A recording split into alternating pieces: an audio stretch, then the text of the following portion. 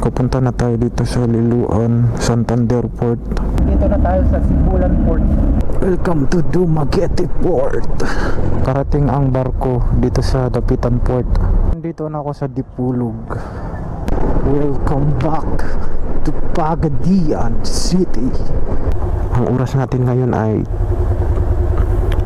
2:20 ng umaga. Biyahe tayo sa Santander, sa Liloan Port. Ya. Apeng, ayayo. Salamat ninyo ha. Pasensya sa istorbo ni mga anak. Sige.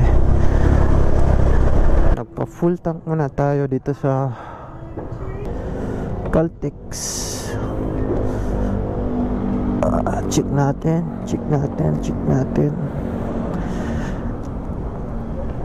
Nice.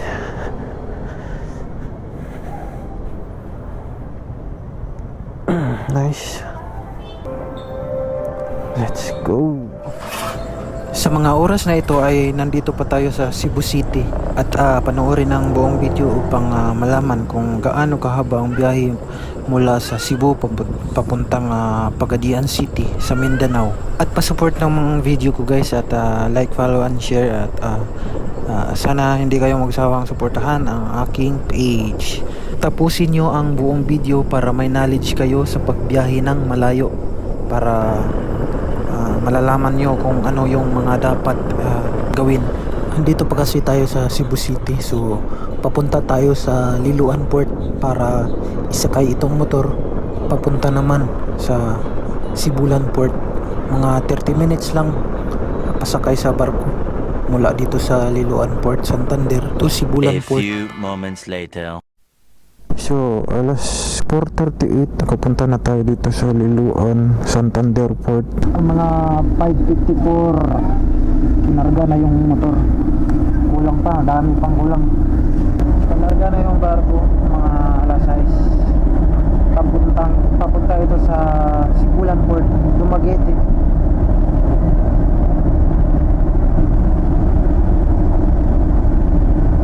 Nandito na tayo sa Sibulan Port. Papunta na yung Dumaguete.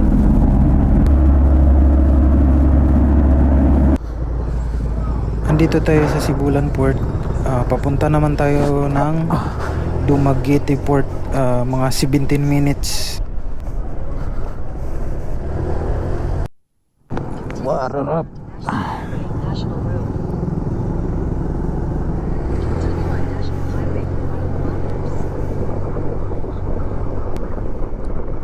Dito na tayo sa Dumaguete.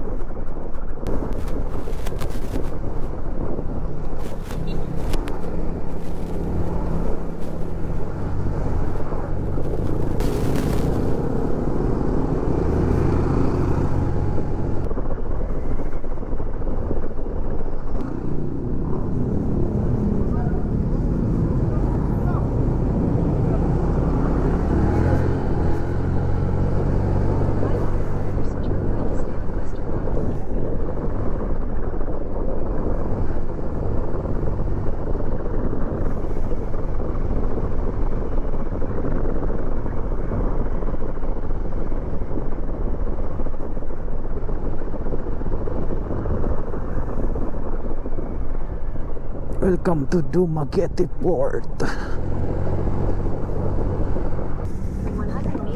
Pagkarating ko dito sa kukuhanan ng ticket, hindi ako nakaabot sa pang alas 8 ng umaga. Kasi oras dapitan. Buti na lang may fast cut pa, pang alas 8 ng umaga yung biyahe. So nakaabot pa ako, kaya dali-dali akong tumakbo kukuha ng RCIP para sa ticket. Makakuha RCIP para paskat.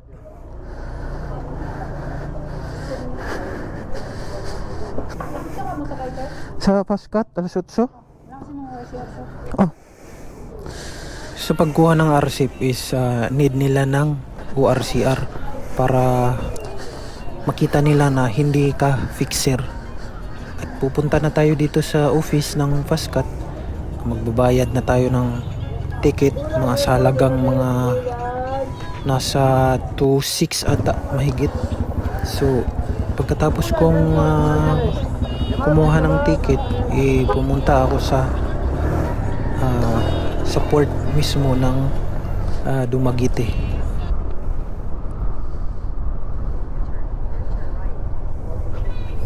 At sa pagpasok mo dito mismo sa gate ng Dumaguete Port, magbabayad ka pa ng 60 pesos. buti nakaabot tayo sa Pascat. Mga alas 8 daw yung pupunta Dapitan. Thank you, ma'am.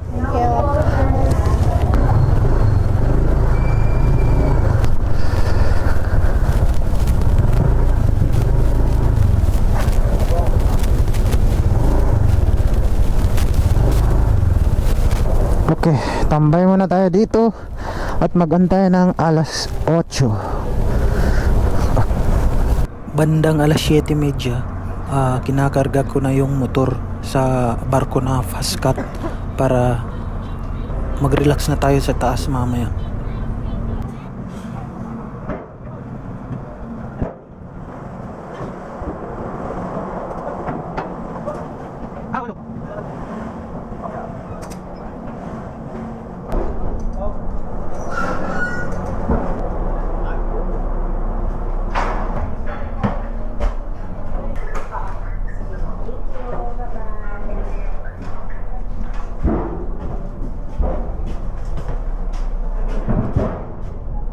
Oh yeah. 8:14. Yan, Dumaguete. Papunta na kami sa Dapitan. So ito na nga, mga alas 11:20 nakarating ang barko dito sa Dapitan Port galing Dumaguete.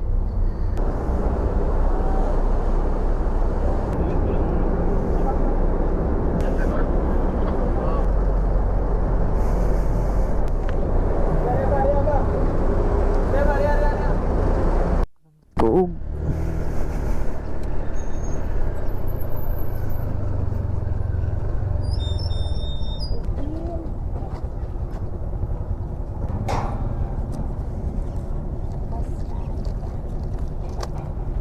Thank you.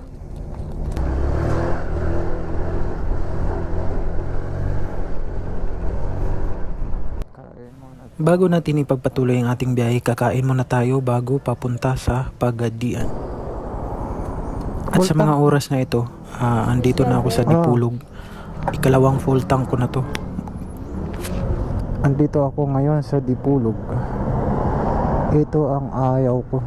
Dito tayo matatagalan. Dios mio.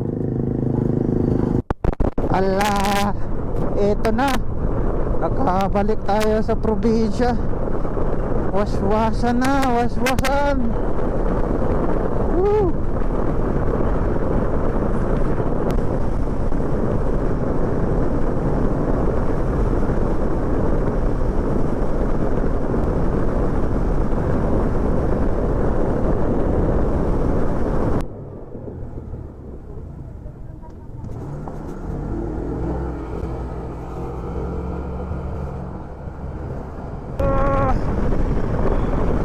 Tirada cuy.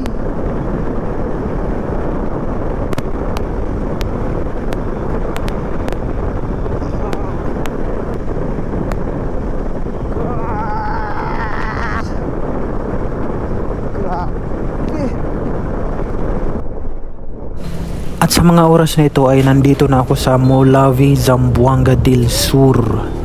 What's up, taga Molawi? Muagi sa ako diri kay gikan ko Cebu. Diri man gyud ang agianan. So muhapit ta silahang plaza. Dayon mag picture ta para natay remembrance sa biyahe ba o. Picture pagka man picture birada na pud paingon na sa Pagadian City.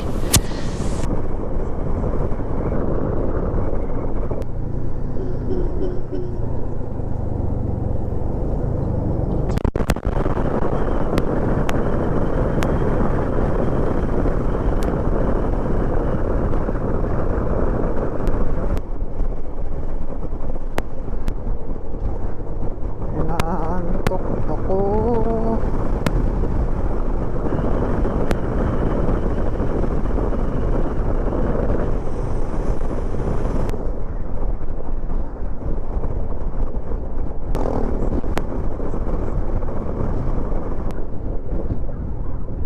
Continue on Asian Highway 26 for 6 kilometers. Welcome to Labangan, Zamboanga del Sur. Welcome back, Mindanao. Kumusta ka mong tanan? Daming bago dito ah. Lang dami ng pinagbago dito sa Mindanao. Kapapanibago. Dito may bago din no.